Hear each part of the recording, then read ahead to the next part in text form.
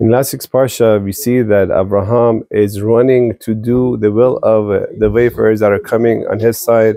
With all the pain that he has on the third day of his circumcision, he wants to do the holy mitzvah of Achnasat Orchim, to bring the guests into the house. And we see something, an exchange between Abraham and Sarah, something very interesting. That Abraham comes to the kitchen and tells Sarah, please hurry up, make 3 loaves of bread, and because the guests are here, they want to eat. Now, I'm sure Sarah Imenu, who also has been a partner with Avraham Avinu for a long time, she knows that she also appreciates having guests and making food. What is so urgent about Avraham coming and telling her to hurry up and make the bread? So our sages tell us, this I learned from one of our sages that passed away, Rabbi Yeshua of Belz, that he said that when the 3 wafers came, Avraham Avinu thought that they're Arabs. They're human beings.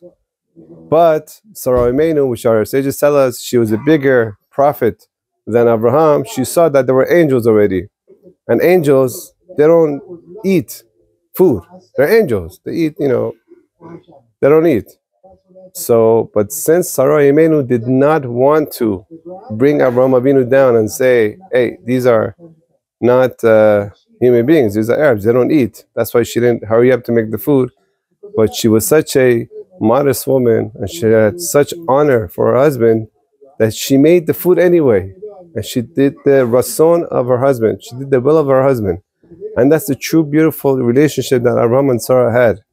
That even though they saw that the other person doesn't understand the other one so full, they didn't come and say, hey, you're wrong, buddy, I'm right. No, she did the rason, the will of her husband. Afterwards, Abraham understood that there were angels, and he appreciated much more the fact that Sarah Imenu, that she brought her will against his will, and she made sure that his honor is not jeopardized. And that's the relationship that we have to learn from, especially husbands and wives. A lot of times, a husband comes and says, you're wrong, you don't understand, or she says this to him. No, first let's understand, let's hear the person out. Maybe they don't understand right now, but let's not jump on conclusions and make the other person feel bad.